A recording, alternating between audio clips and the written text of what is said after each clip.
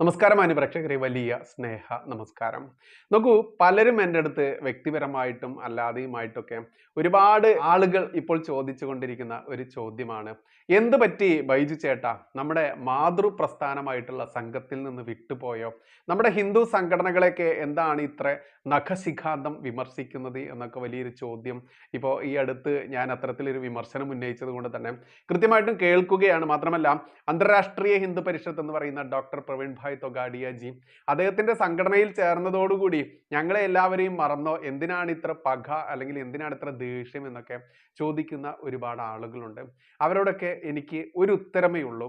ആ ഉത്തരം ചെറിയൊരു വോയിസ് ആണ്. നോക്കൂ, നമ്മൾക്കറിയാം RSS എന്ന് പറയുന്ന മാതൃസംഘടന, ആ സംഘടനയുടെ നമ്മളെ കടന്നു പോയിട്ടുള്ള അവരുടെ ജീവനും രക്തവും തന്നെയായിരുന്നു, ജീവിതവും തന്നെയായിരുന്നു ഈ സംഘടനയുടെ അടിത്തറ എന്നുള്ളത്.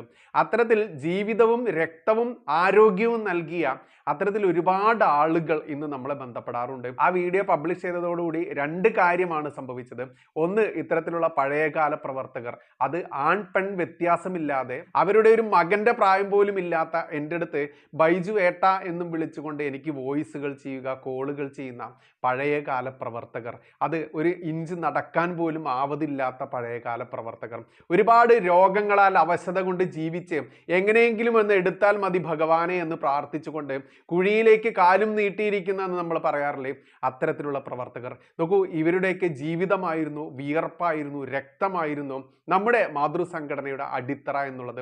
അത്തരത്തിലുള്ള അവരെ ത്യജിക്കുന്ന, അവരെ കണ്ടാലും പുഴുത്ത പട്ടിയുടെ വില പോലും നൽകാത്ത രീതിയിലേക്ക് മാറുന്ന ആളുകൾ ഇന്നിൻ്റെ നേതാക്കളായിട്ടുണ്ടെങ്കിൽ അവരെ വിമർശിക്കുന്നതിൽ എവിടെയാണ് തെറ്റ്? ഒരു പക്ഷേ ഞാൻ അങ്ങനെ വിമർശിക്കുമ്പോൾ ഞാൻ ഒറ്റപ്പെട്ടേക്കാം, ഞാൻ ആക്രമിക്കപ്പെട്ടേക്കാം. അതൊന്നും എന്നെ ബാധിക്കുന്ന കാര്യമല്ല. കാരണം ജനിച്ചിട്ടുണ്ടെങ്കിൽ ഒരു ദിവസം മരണവുമുണ്ട്. അത് രണ്ട് രീതിയിൽ നമ്മൾക്ക് മരിക്കാം, അതല്ലെങ്കിൽ 3 or 4 രീതിയിൽ നമ്മൾക്ക് മരിക്കാം. പുഴുത്ത പട്ടി മരിക്കുന്ന പോലെ ആരും അറിയാതെ തെരുവിൽ കടന്ന് പുഴുത്തു മരിക്കാം.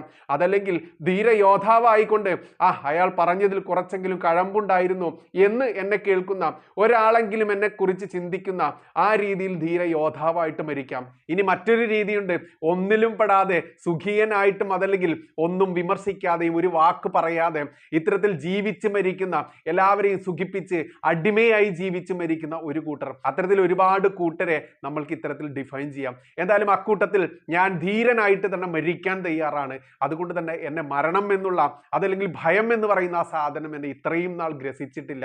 ഇത്തരത്തിൽ അനുഭവം പച്ചയ്ക്ക് തുറന്നു പറയുന്ന ആളുകളുടെ ആ വാക്കുകൾ കേൾക്കുമ്പോൾ എനിക്ക് എൻ്റെതായിട്ടുള്ള സ്വതസിദ്ധമായിട്ടുള്ള പൊട്ടിത്തെറിയോടുകൂടി, ദേഷ്യത്തോടുകൂടി തന്നെ അത്രയ്ക്കും അഗ്രസീവായിട്ട് തന്നെ സംസാരിക്കാനാവുകയുള്ളൂ. എന്തായാലും അതിലൊരാളുടെ വോയിസ് മാത്രം, അതും ഒരു അമ്മയുടെ വോയിസ് ഞാൻ ഇവിടെ കേൾപ്പിക്കുകയാണ്. അവരുടെ പെർമിഷൻ ഞാൻ ഈ വോയിസ് കേൾപ്പിക്കാൻ വേണ്ടി എടുത്തിട്ടില്ല. അതുകൊണ്ട് തന്നെ അവരുടെ ശബ്ദത്തിൽ ചെറിയ മാറ്റം, വേരിയേഷൻ വരുത്തിയിട്ടാണ് ഞാനിതിൽ പബ്ലിഷ് ചെയ്യുന്നത്. മാത്രമല്ല, അവരുടെ ഐഡന്റിറ്റി വ്യക്തമാവുന്ന സ്ഥലങ്ങളിൽ ഞാൻ കട്ട് ചെയ്ത് ഒഴിവാക്കുന്നുമുണ്ട്. അറിയണം സമൂഹം, അറിയണം ഇന്നത്തെ സുഖിയന്മാരായുള്ള നേതാക്കന്മാർ, ഇത്തരത്തിൽ ഒരുപാട് ആളുകളുടെ ജീവിതവും ജീവനും രക്തവും നൽകിയിട്ട് തന്നെയാണ് ഈ പ്രസ്ഥാനം വളർന്നിട്ടുള്ളത്. അവരെ പുണ്യാത്മാക്കളായിട്ട്, മരിച്ചുപോയുള്ള ബലിദാനികളെ മാത്രമല്ല, ചത്തതിനൊക്കുമോ ജീവിച്ചിരിക്കലും എന്ന രീതിയിൽ ജീവിക്കുന്ന, ഇന്ന് ഒരു നേരത്തെ ചായ പോലും വാങ്ങിക്കുടിക്കാൻ ഗതിയില്ലാത്ത രീതിയിലുള്ള ഇത്തരത്തിലുള്ള പ്രവർത്തകർ ഇന്ന് നമ്മൾക്ക് ചുറ്റുമുണ്ട്. അവരെ ആട്ടിയോടിക്കുന്ന നേതൃത്വം ഇന്നിവിടെ ഉണ്ട് എന്ന് പറയുമ്പോൾ അത് ഉൾക്കൊണ്ടുകൊണ്ട് തന്നെ അതിനെ തിരുത്താനാണ് നമ്മൾ തയ്യാറാവേണ്ടത്. അല്ലാതെ വിമർശിക്കുന്നവരെ അടിച്ചൊതുക്കാനോ കൊന്നൊടുക്കാനോ അത്തരത്തിലുള്ള പ്രത്യയശാസ്ത്രം കമ്മ്യൂണിസവും മറ്റിസങ്ങളുമായിരിക്കാം. ആ ഇസത്തോട് ചേർന്ന് നമ്മുടെ ഇസം പോവില്ല എന്ന വിശ്വാസമുണ്ട്. ആ വിശ്വാസം കൊണ്ട് തന്നെയാണ് ഞാൻ ഈ വോയിസ് ഇവിടെ പുറത്തു വിടുന്നത്. ഞാൻ വീണ്ടും പറയുന്നു, ഇതൊരാളുടെ മാത്രം പ്രതികരണമല്ല, ഇത്തരത്തിൽ ഒട്ടേറെ ആളുകളുടെ പ്രതികരണമാണ്. അതുകൊണ്ട് തന്നെ ഒരുപാട് ആളുകളുടേത് നമ്മൾക്ക് ഇവിടെ പ്രേക്ഷകർക്ക് മുൻപിലേക്ക് ഇടാൻ പറ്റില്ല. അതുകൊണ്ട് പ്രധാനപ്പെട്ട ഒരാളുടേത് മാത്രം ഞാൻ നിങ്ങളുടെ മുൻപിലേക്ക് വെക്കുകയാണ്. കേട്ടു നോക്കാം. വീഡിയോ അടിപൊളിയായിട്ടുണ്ട്. പിന്നെ എന്താ പറയാ, എല്ലാരും പറയാൻ മടിക്കുന്ന കാര്യമാണ് ബൈജുവേട്ടൻ പറയുന്നതെന്ന് മാത്രം. കാരണം നമുക്കറിയാലോ, കോടികളുടെ ബിൽഡിങ്ങുകളാണ് ഈ നമ്മുടെ ഈ മാതൃസംഘടന എന്ന് പറയുന്ന സംഘടനക്ക്. കോടികൾ വില വരുന്ന എന്താ പറയാ ബിൽഡിങ്ങും അതുപോലുള്ള മറ്റ് എല്ലാ സൗകര്യങ്ങളും വാഹനവും ഇപ്പം ജില്ലാ കാര്യവാഹനും സഹകാര്യവാഹനം പോലും സഞ്ചരിക്കാൻ വാഹനമുണ്ട്, ഡ്രൈവറുണ്ട്, സെക്യൂരിറ്റി ഉണ്ട്, ഇതുപോലുള്ള എല്ലാ സൗകര്യങ്ങളും ഉണ്ട്. ഞാനെല്ലാം കണ്ണൂർ പ്രവർത്തിക്കുമ്പോൾ ശരിക്കും പറഞ്ഞാൽ എന്താ, പൊട്ടിയ ചെരുപ്പ് തുന്നിയിട്ടിടും. കാരണം അന്നൊരു 35 ഉറുപ്പ്യ കൊടുത്താൽ പ്ലാസ്റ്റിക്കിന്റെ ചെരുപ്പ് കിട്ടും. ഇപ്പൊ 35 ഉറുപ്പ്യ ഉണ്ടെങ്കിൽ ഒരു 2 ശാഖയിൽ കറങ്ങിയിട്ട് വരാന്ന് വിചാരിക്കും. അന്ന് ദൂരെയാണ് ശാഖ, അടുത്തടുത്ത് ശാഖയില്ല. അപ്പൊ അതെന്താക്കും പറഞ്ഞാല് ഈ ഇരുമ്പ് കമ്പി ചൂടാക്കിയിട്ട് ഓട്ടയുണ്ടാക്കിയിട്ട് പ്ലാസ്റ്റിക്കിന്റെ നൂലുകൊണ്ട് കെട്ടും വള്ളി പൊട്ടിയാല്. എന്നിട്ട് ആ ചെരുപ്പന്നെ ഇട്ടിട്ട് വീണ്ടും പോകും. അപ്പൊ ഇതുപോലെ പ്രവർത്തിക്കുമ്പോൾ ബസ്സിന് പൈസ ചിലപ്പം രാവിലെ പോവാൻ നേരത്ത് പൈസ ഉണ്ടാവൂല കയ്യില്. അപ്പോഴായിരിക്കും അടുത്ത വീട്ടിൽ പോയിട്ട് ഒരു 50 രൂപ കടം വാങ്ങിച്ചിട്ട് ഞാൻ പോലെ. അത് പോയി വന്നിട്ട് വീണ്ടും എന്തെങ്കിലും തയ്ച്ചിട്ട്, അന്ന് തയ്ക്കാനൊന്നും സമയമില്ലല്ലോ, ഫുൾ ടൈമർ അല്ലേ. അതുപോലെ നമ്മളെല്ലാം ശരിക്കും പറഞ്ഞാല് കൊലപാതകം നടന്നെടുക്കുകയും അന്ന് പുരുഷന്മാർക്ക് പോകാൻ പറ്റാത്ത സാഹചര്യത്തിൽ അവിടുത്തെ സ്ഥിതിഗതികൾ അറിയാനെല്ലാം എന്നെ തനിച്ചാന്ന് വിടുക. പ്രചാരൊക്കെ വീട്ടിൽ വന്നിട്ട് അവിടം വരെ പോണം, കുങ്കുമപ്പൊട്ടിടണ്ട, രാഖി അഴിച്ചു വെച്ചോളൂ, എന്നിട്ട് കൗസല്യ പോയിട്ട് അവിടുത്തെ സിറ്റുവേഷൻ അറിഞ്ഞിട്ട് വരണം എന്ന് പറയും. ഇങ്ങനെ ഈ കൊലപാതകം നടന്ന സ്ഥലത്ത് പോലീസുകാരെല്ലാം തലങ്ങും വിലങ്ങും പായുന്ന സ്ഥലത്ത് ഞാനെല്ലാം ഇങ്ങനെ സാധാരണ ആരോ ബന്ധു വീട്ടിൽ പോന്ന പോലെ പോയിട്ട് വീടുകളിൽ കയറുമ്പം ആ വീട്ടുകാരനെ നമ്മളെ കയറ്റൂല. എനിക്ക് അനുഭവം ഉണ്ടായിട്ടുണ്ട്. എവിടെ പോന്നു ചേച്ചി, നിങ്ങൾ കയറല്ലേ, വീട്ടിൽ കയറല്ലേ എന്ന് പറഞ്ഞിട്ട്. കാരണം വീട്ടിൽ കയറിയ പോലീസുകാർ ചോദിക്കും ഇതാരാ ഇപ്പം വന്നത് എന്ന്. അപ്പൊ ഞാൻ പറഞ്ഞു ഇല്ല, ഞാൻ പോയിക്കോളാന്ന് പറഞ്ഞിട്ട് മുന്നിലെ കൂടെ കേറിയിട്ട് അടുക്കള ഭാഗത്തെ കൂടെ ഇറങ്ങിപ്പോയിട്ടുണ്ട് ഞാൻ.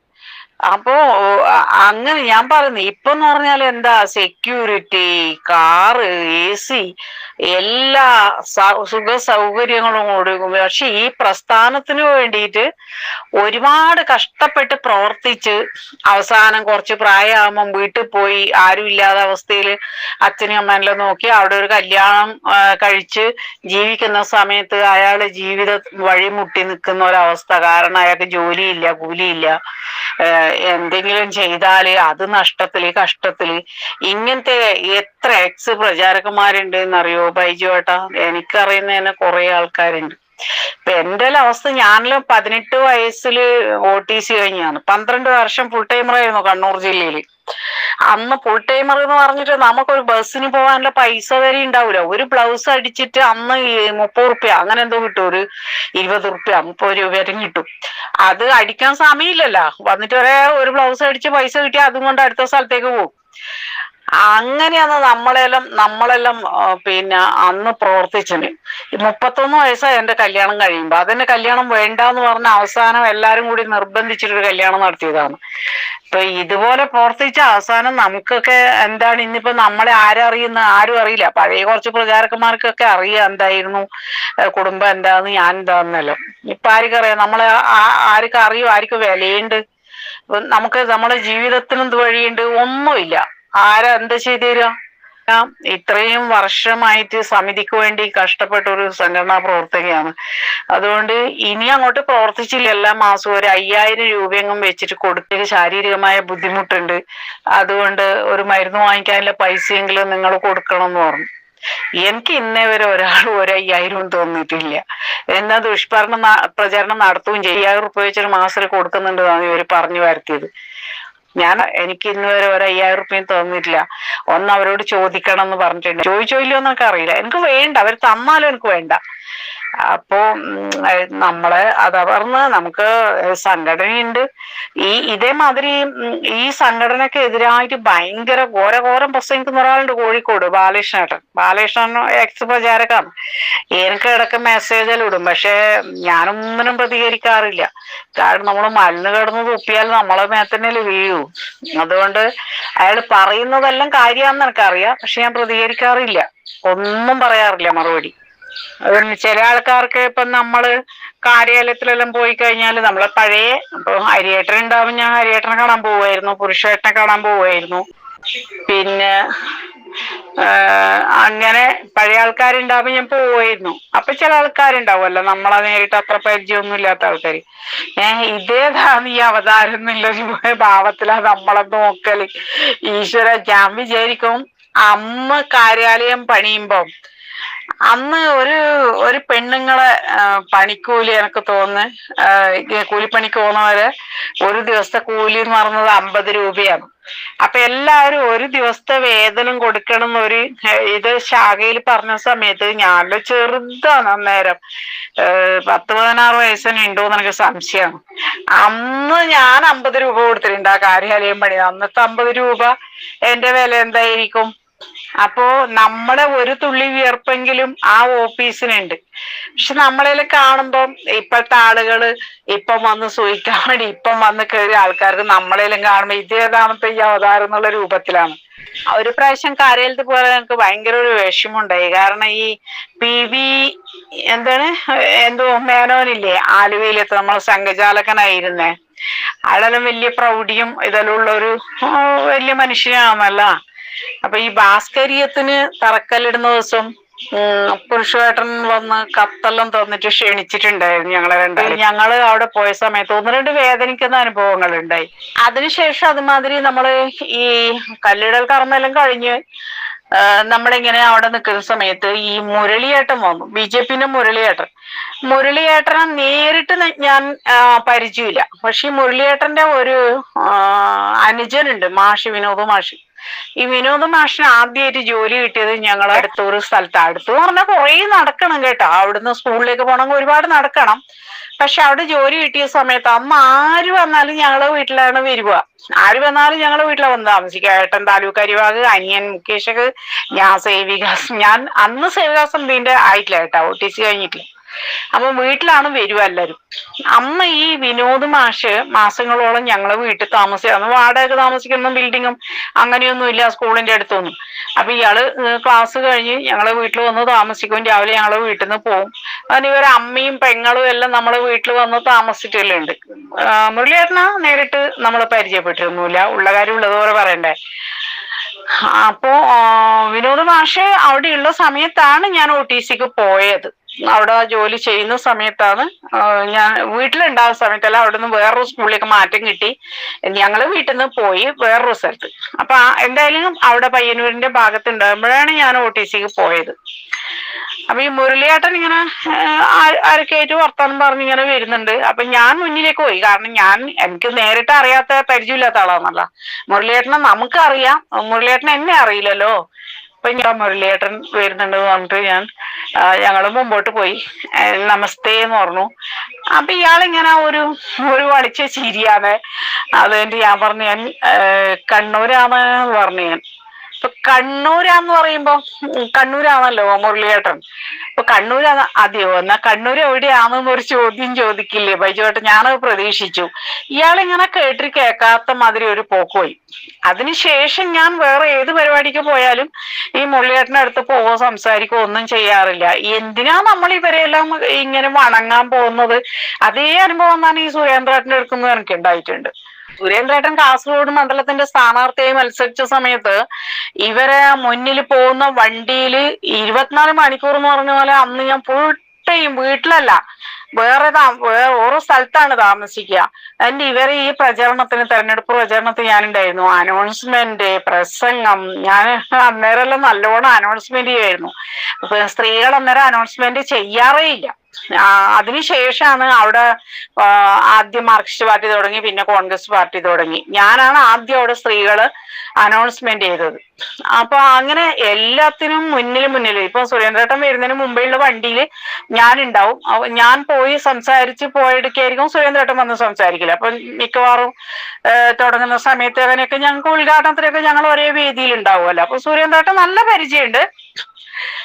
സുരേന്ദ്രേട്ടൻ ഇതേമാതിരി ആലുവയില് ശബരിമലയിൽ കയറാൻ വേണ്ടിയിട്ട് ഒരു ഡൽഹിന്ന് ഒരു പെണ്ണുങ്ങൾ വന്നിരുന്നു. എനിക്ക് അതിന്റെ പേരൊന്നും എനിക്കിപ്പോ ഞാൻ പറഞ്ഞില്ലേ, ചില പേരുകളൊന്നും എനിക്ക് ഓർമ്മയുണ്ടാവൂല. അപ്പൊ അവരെ എയർപോർട്ടിൽ നിന്ന് പുറത്തിറങ്ങാൻ വിടൂല എന്ന് പറഞ്ഞിട്ട് നമ്മൾ അന്ന് സേവികാ സമിതിന്റെ ചുമതല ഞാൻ വേണ്ടാന്ന് വെച്ച സമയത്തുമാണ്. എന്തായാലും വേണ്ടില്ല, ഹിന്ദുവിന്റെ ഒരു പ്രശ്നമല്ല. പക്ഷെ മോന്റെ കല്യാണം ആവാറായ സമയമാണ്. ഞാനില്ലെങ്കിലും കുഴപ്പമില്ല, മോന്റെ കല്യാണം ആകുമ്പോ അച്ഛൻ സമരത്തിന് പോയി ജയിലിൽ പോയി എന്നുള്ള ആൾക്കാരെ കൊണ്ട് പറയിപ്പിക്കണ്ട. എന്നിട്ട് പുറത്തു നിന്നോ ഞങ്ങള് അവര് പുറത്തേക്ക് ഇറങ്ങുന്നുണ്ടെങ്കിൽ തടയാൻ വേണ്ട, തടഞ്ഞ ഉറപ്പായിട്ടും നമ്മളെ പിടിച്ച് ജയിലിടും. അപ്പൊ അങ്ങനെ പോയ സമയത്ത് ഞങ്ങൾ ഇങ്ങനെ നാമജപമെല്ലാം നടത്തിയിട്ട് പുറത്തിരിക്കുകയാണ്. അപ്പൊ ഈ സുരേന്ദ്രേട്ടൻ വന്നു, അങ്ങനെ മണ്ഡലിയിരുന്നു, കുറെ പേരുണ്ട്. അപ്പൊ ഞാനും പോയിട്ട് സുരേന്ദ്രേട്ടാ നമസ്തേ, ഓർമ്മയുണ്ടോ, ഞാൻ കണ്ണൂരാന്ന് പറഞ്ഞു. ഇയാൾ ഒന്നും പറയുന്നില്ല. ഈ ഒരു വലിച്ച ചിരിയാന്ന് ഇവർക്ക്. കണ്ണൂര് നമ്മുടെ സൗന്ദര്യം പോരാഞ്ഞിട്ടാണോ എന്താന്ന് എനിക്ക് അറിയില്ല കേട്ടാ. പിന്നെ എനിക്ക് അങ്ങനെയാ തോന്നുന്നത്. നമ്മളൊന്നും ഈ സിനിമാ നടികളെ പോലെ മേക്കപ്പ് ഒന്നും ചെയ്ത് വലിയ പവറിലൊന്നും പോവാത്തോണ്ടാണോ ഇവർക്ക് പിടിക്കാത്തതെന്ന് അറിയില്ല. എനിക്ക് അങ്ങനെയാ തോന്നിയത്. ഇയാൾ ഒന്നും ചോദിച്ചില്ല. കണ്ണൂർ എവിടെയാണെന്നോ, എനിക്ക് ഓർമ്മയില്ല, മറന്നുപോയിന്നോ, എന്താണ് പേരും ചോദിക്കോ ഒന്നും ചെയ്തില്ല. ഇയാളൊന്നും രാപ്പകല് പ്രവർത്തിച്ച ആളാ ഞാൻ. കാണാത്ത ആളോ കേൾക്കാത്ത ആളോ ഒന്നുമല്ല. കുറച്ച് വർഷങ്ങളെ കൊണ്ട് മറന്നു പോയിട്ടുണ്ടെങ്കിൽ ഒന്ന് ചോദിക്കാലോ. ഇയാളൊന്നും ചോദിച്ചില്ല. അതിനുശേഷം ഇപ്പൊ ഈ കൊടുങ്ങല്ലൂർ ഭരണീന്റെ അന്നദാനത്തിന്റെ സമയത്ത് ഇയാൾ അവിടെ ഒരു പ്രാവശ്യം ഉദ്ഘാടനത്തിന് വന്നു. അപ്പൊ എല്ലാരും പോയി. ഞാൻ ഈ അന്നദാനത്തിന്റെ സമയത്ത് 3 ദിവസം ഞങ്ങൾ രണ്ടുപേരും ഫുൾ ടൈം ആടി ഉണ്ടാവും. രാത്രി ഉറങ്ങാൻ മാത്രമേ വീട്ടിൽ വരും. അപ്പൊ ഇയാൾ ഉദ്ഘാടനത്തിന് വന്നിട്ടാകുമ്പോ എല്ലാവരും സുരേന്ദ്രേട്ടൻ വന്നിട്ട് എല്ലാവരും പോലായി. എല്ലാവർക്കും അടുത്ത് നിൽക്കാനും ഷെൽഫി എടുക്കാനും ഭയങ്കര ഇത് ആവേശമായിരിക്കുമല്ലോ. ഞാനിങ്ങനത്തെ പരിപാടിക്ക് നിൽക്കാറുമില്ല. ഞാൻ ആ ഭാഗത്തേക്കേ പോയില്ല. കാരണം എന്തിനാ നമ്മൾ ഇവരെയൊക്കെ ബഹുമാനിക്കാൻ പോകുന്നത്? എന്തായാലും നമ്മൾ കഷ്ടപ്പെട്ടാലേ റേഷൻ അരി വാങ്ങിക്കാൻ പറ്റൂ. അതല്ലാതെ ഇവരെ ഒന്നും ബഹുമാനിച്ചിട്ട് ഇവരെ പുറകെ നടന്നിട്ടൊന്നും അല്ലല്ലോ. നമ്മളെ ജീവിതം നമുക്ക് 10 റുപ്യ ഉണ്ടാക്കാൻ പറ്റി, ജോലി ചെയ്ത് 10 റുപ്യ ഉണ്ടാക്കാൻ പറ്റിയ സമയത്ത് നമ്മളെ എല്ലാം വേണ്ടാന്ന് വെച്ചിട്ട് സംഘടനയ്ക്ക് വേണ്ടി പ്രവർത്തിച്ച ഒരാളാണ് ഞാൻ. പിന്നെ ഇവരെല്ലാം പോയിട്ട് വണങ്ങേണ്ട ആവശ്യമൊന്നും നമുക്കില്ലല്ലോ. കേട്ടല്ലോ. നോക്കൂ, ഇത് 70 വയസ്സിന് മുകളിലുള്ള ഒരു അമ്മയുടെ ശബ്ദമാണ് നിങ്ങൾ കേട്ടത്. ആ അമ്മ 31 വയസ്സിലാണ് ആ അമ്മയുടെ കല്യാണം കഴിഞ്ഞത്. ആ 31 വയസ്സ് വരെയും ആ അമ്മ കുഞ്ഞുനാൾ മുതൽ തുടങ്ങിയതാണ് ശാഖയിലും. തുടർന്നുള്ള സംഘത്തിൻ്റെ കൃത്യമായിട്ടുള്ള പ്രവർത്തനങ്ങളും അതും പൂർണ്ണ സമയ പ്രവർത്തകയായിരുന്നു. അവരുടെ കഠിനമായിട്ടുള്ള യാത്രകളെക്കുറിച്ച് അവർ പറയുന്നത് കേട്ടില്ലേ? ഒരു നേരത്തെ ചായ കുടിക്കാൻ പോലും വകയില്ലെങ്കിൽ പോലും ചെരുപ്പ് പൊട്ടിയാൽ, വള്ളി പൊട്ടിയാൽ ആ വള്ളി തുന്നിക്കൂട്ടിയിട്ടാണെങ്കിലും വേണ്ടില്ല നമ്മുടെ സംഘടനയെ വളർത്താൻ വേണ്ടി അവർ സഹിച്ച ത്യാഗത്തെക്കുറിച്ച് കേട്ടില്ലേ? ഇനി പറയൂ, ഇവിടെ AHP അന്തർരാഷ്ട്രീയ ഹിന്ദു പരിഷത്ത് എന്ന് പറയുന്ന ഒരു സംഘടനയെ പോലത്തെ ആർക്കും എപ്പോഴും വിളിക്കാം, ഹിന്ദുവിന് വേണ്ടി മാത്രം പ്രവർത്തിക്കുന്ന ഈ സംഘടനയിലേക്ക് വിളിച്ചാൽ നിങ്ങൾക്ക് അതിനൊരു ഫലമുണ്ടാവും, അതിന് കൃത്യമായിട്ടും നിങ്ങളെ സഹായിക്കും, അതല്ലെങ്കിൽ നിങ്ങളുടെ കൂടെ നിൽക്കുമെന്ന ഉറപ്പുള്ള ഒരു സംഘടന വളർന്നു വരേണ്ടതിൻ്റെ ആവശ്യം എത്രത്തോളം വലുതാണ് എന്ന് എന്നെപ്പോലെ തന്നെ ഇപ്പോൾ നിങ്ങളും ചിന്തിക്കുന്നുണ്ടെങ്കിൽ അവിടെയാണ് നിങ്ങൾ യഥാർത്ഥത്തിലുള്ള സ്വയം സേവകനാവുന്നത്. അല്ലാതെ ശാഖയിൽ പോയി മാത്രം പ്രാക്ടീസ് ചെയ്യുന്ന ആളുകൾ മാത്രമല്ല സ്വയം സേവകൻ. സ്വയം സേവകൻ എന്നുള്ളതിൻ്റെ ഇക്വേഷൻ ഞാൻ പഠിച്ചിട്ടുള്ളത്, സ്വയം സേവിക്കാൻ, സമാജത്തിന് വേണ്ടി സ്വന്തം സേവനം അത് സ്വമനസാലെ സമർപ്പിക്കാൻ തയ്യാറായി വരുന്ന ഏതൊരാളും സ്വയം സേവകനാണ്. അല്ലാതെ ശാഖയിൽ പോയിട്ടുള്ളവർ മാത്രമാണോ സ്വയം സേവകൻ? നീ ഏത് ശാഖയിലാണ് പോയിട്ടുള്ളത്? ഓഹ്, നീ ഏത് കാലത്താണ് പ്രവർത്തിച്ചിട്ടുള്ളത് എന്നൊക്കെ ചോദിച്ച് ശാഖയിൽ പോയവരെ മാത്രം സ്വയം സേവകരായി കാണുന്ന ശുഷ്കിച്ച ചിന്താഗതിയുള്ള ആളുകളോട് ഞാൻ മറുപടി പറയാറില്ല. അതുകൊണ്ട് തന്നെ അന്തർരാഷ്ട്രീയ ഹിന്ദു പരിഷത്ത് എന്ന് പറയുന്ന ആ വലിയ സംഘടനയുടെ വലിയ ലക്ഷ്യം, ആ ലക്ഷ്യത്തോടൊപ്പം സഞ്ചരിക്കാൻ, ആ ലക്ഷ്യം നേടിയെടുക്കാൻ വേണ്ടി ഇതുപോലെ 100 കണക്കിന് പഴയകാല സ്വയം സേവകർ ഇങ്ങനെ രംഗത്ത് വരുമ്പോൾ എങ്ങനെയാണ് നമ്മൾക്ക് സജീവമായിട്ട് 100% നമ്മൾക്ക് പ്രവർത്തിക്കാതിരിക്കാനാവുക? അതുകൊണ്ട് തന്നെയാണ് എൻ്റെ ഉള്ളിലുള്ള വിങ്ങലുകൾ, വേദനകൾ അത് പ്രതിഷേധമായി, പ്രതികരണമായി, ശക്തമായി ഞാൻ പ്രതികരിക്കുമ്പോൾ എന്നെ തെറ്റിദ്ധരിക്കരുതേ എന്നൊരു അപേക്ഷ എനിക്ക് വെക്കേണ്ടതുണ്ട്. കാരണം ഇവിടെ നടക്കുന്നത് ഇതാണ്. ഇന്ന് സുഖിയന്മാരുടെ സംഘമായി മാറിയിട്ടുള്ള ഒരുപാട് ആളുകൾ, അവർക്ക് മുൻപിൽ ഈ ചോരയും ജീവിതവും വിയർപ്പും നൽകി ഈ പ്രസ്ഥാനത്തെ ഉയർത്തിയ ആളുകൾക്ക് ഒരു പട്ടിയുടെ വില പോലും നൽകുന്നില്ലെന്ന് കാണുമ്പോൾ, നേരിട്ട് അനുഭവിക്കുമ്പോൾ, അവരുടെ വിവരണം കരഞ്ഞുകൊണ്ട് കേൾക്കുമ്പോൾ അത് കണ്ടില്ലെന്ന്, അത് കേട്ടില്ലെന്ന് നടിക്കാൻ എനിക്ക് പറ്റില്ല. കാരണം ഞാൻ ഒറ്റ തന്തയ്ക്ക് പിറന്നതാണ്, നട്ടെല്ലുള്ളൊരു ഹിന്ദുവാണ്. ആ ഹിന്ദുവിനെ ഇനി എൻ്റെ സഹോദരങ്ങളായുള്ള ഹിന്ദുക്കളെ ചേർത്ത് പിടിച്ചുകൊണ്ട് മാത്രമേ മുന്നോട്ട് പോകാനാവുകയുള്ളൂ. അതുകൊണ്ട് തന്നെ അന്തർരാഷ്ട്രീയ ഹിന്ദു പരിഷത്തിലേക്ക് എല്ലാവരെയും സ്വാഗതം ചെയ്യുക തന്നെയാണ്. ഹിന്ദു ഹെൽപ്പ് ലൈൻ്റെ നമ്പർ ഇതിൽ കൊടുത്തിട്ടുണ്ട്. അതിൽ നിങ്ങൾക്ക് എപ്പോൾ വേണമെങ്കിലും വിളിക്കാം. അന്തർരാഷ്ട്രീയ ഹിന്ദു പരിഷത്തിൽ അണിചേരാം. ഈ വരുന്ന 16-ാം തീയതി കോഴിക്കോട് തളി ക്ഷേത്രത്തിന്റെ മുൻപിൽ സാമൂതിരി ഹയർ സെക്കൻഡറി സ്കൂളിൽ നടക്കുന്ന അഖണ്ഡ ഭാരത സങ്കല്പ ദിനം എന്ന ആ പ്രോഗ്രാമിലേക്ക് എല്ലാവരെയും ക്ഷണിക്കുക തന്നെയാണ്. 2 മണിയോടുകൂടി തളി ക്ഷേത്രത്തിന് മുൻപിലുള്ള സാമൂതിരി ഹയർ സെക്കൻഡറി സ്കൂളിൽ നടക്കുന്ന ആ പ്രോഗ്രാമിലേക്ക് നിങ്ങൾ പങ്കെടുക്കുക. ഇത് ഹിന്ദുവിന്റെ നിലനിൽപ്പിന്റെ പ്രശ്നമാണ്. ഇത് ഹിന്ദുവിന്റെ പുതിയൊരു ഉണർവിന്റെ പ്രശ്നം തന്നെയാണ്. ആ ഉണർവിലേക്ക്, ആ ഉയർത്തെഴുന്നേൽപ്പിലേക്ക് ഉയർത്തെഴുന്നേൽപ്പിലേക്ക്, ആ ശക്തിയിലേക്ക്, ആ സംഘടിതമായിട്ടുള്ള ആ യുദ്ധമുണ്ടല്ലോ, അതിലേക്കാണ് നിങ്ങളെ ക്ഷണിക്കുന്നത്. അതുകൊണ്ട് കളങ്കമില്ലാത്ത, വെള്ളം ചേർക്കാത്ത നിലപാടുകളിൽ മതേതരത്വം ഹിന്ദുവിന്റെ അണ്ണാക്കിലേക്ക് പുഴുങ്ങിത്തരാത്ത മതേതരത്വം ഹിന്ദുവിന്റെ മാത്രം ഉത്തരവാദിത്തമല്ല, അത് അവന്റെ അണ്ണാക്കിലേക്ക് മാത്രം തിരികെ തരുന്ന ആളുകളെ പുച്ഛത്തോടെയും പരിഹാസത്തോടെയും തള്ളിക്കളഞ്ഞുകൊണ്ട് ഏതൊരാൾക്കും ഈ സംഘടനയിലേക്ക് വരാം. അതാണ് അന്തർരാഷ്ട്രീയ ഹിന്ദു പരിഷത്ത് നേതൃത്വം നൽകുന്നത്. അതാണ് അന്തർരാഷ്ട്രീയ ഹിന്ദു പരിഷത്ത് കൃത്യമായിട്ട് ലക്ഷ്യം വെക്കുന്നത്. ഓരോ ഹിന്ദുവിനെയും സ്വയം പര്യാപ്തതയിലേക്ക് എത്തിക്കുക. ഓരോ ഹിന്ദുവിന്റെ വീട്ടിലും അടുപ്പ് പുകയുന്നുണ്ടോ എന്ന് ചികഞ്ഞു നോക്കിക്കൊണ്ട് തന്നെ അവന്റെ ദൈനംദിന പ്രശ്നങ്ങളിൽ ഇടപെട്ടുകൊണ്ട് അവന്റെ വീട്ടിലെ പ്രശ്നങ്ങൾ തീർത്തുകൊണ്ട് അവരെ ചേർത്ത് പിടിച്ചുകൊണ്ട് മുന്നോട്ട് പോവുക. അവിടെ ഹിന്ദു എന്ന് പറയുന്ന 2 അക്ഷരത്തിനെ പ്രാധാന്യമുള്ളൂ. അല്ലാതെ ശാഖയിൽ വരുന്നവർ മാത്രമല്ല ഹിന്ദു, സംഘ BJP ആശയങ്ങളിൽ മാത്രം നിൽക്കുന്നവരല്ല ഹിന്ദു. എല്ലാ ഹിന്ദുക്കളെയും ചേർത്ത് പിടിക്കാനുള്ള ആ വലിയ വിസ്തൃതമായിട്ടുള്ള മനസ്സുണ്ടല്ലോ, ആ മനസ്സുണ്ടായാൽ മാത്രമേ ഇവിടുത്തെ എല്ലാ ഹിന്ദുക്കളും നമ്മളോടൊപ്പം അണിചേരുകയുള്ളൂ. ഇവിടെ രാജ്യദ്രോഹികളും ജിഹാദികളും വരെ വീതിച്ചെടുത്തിട്ടുള്ള ആ ഹിന്ദുവിനെ ഒത്തൊരുമയോടെ, ഹിന്ദു എന്ന് പറയുന്ന പദമുണ്ടല്ലോ, അതിന് കീഴിൽ തന്നെ അണിനിരത്തിക്കൊണ്ട് മുന്നോട്ട് പോകാൻ നിങ്ങളെ ക്ഷണിക്കുകയാണ്. ഈ വരുന്ന 16-ാം തീയതി നടക്കുന്ന, കോഴിക്കോട് നടക്കുന്ന ഈ പ്രോഗ്രാമിനെ വിജയിപ്പിക്കേണ്ടത് ഓരോ ഹിന്ദുവിന്റെയും കർത്തവ്യം തന്നെയാണ്. അതിനുവേണ്ടി സംഭാവനകൾ നൽകണമെന്ന് വിനീതമായി അപേക്ഷിക്കുക കൂടി തന്നെയാണ്. ഇതിൽ കൊടുത്തിട്ടുണ്ട് സംഭാവന നൽകാനുള്ള അക്കൗണ്ട്സ് വിവരങ്ങളൊക്കെ. അതുകൊണ്ട് നിങ്ങളുടെ സാമീപ്യം പോലെ തന്നെ സംഭാവനയും വലുത് തന്നെയാണ്. ഇത് ഹിന്ദുവിന്റെ നിലനിൽപ്പിന്റെ പ്രശ്നമാണ്. ഇത് ഹിന്ദുവിന്റെ ശക്തി കാണിക്കേണ്ട പ്രശ്നം തന്നെയാണ്. ഇനിയും മടിച്ചിരിക്കാതെ കടന്നു വരൂ ഹിന്ദുവേ എന്ന് മാത്രമേ പറയാനുള്ളൂ. നന്ദി, നമസ്കാരം. ജയ് ഹിന്ദ്, ജയ് ശ്രീറാം.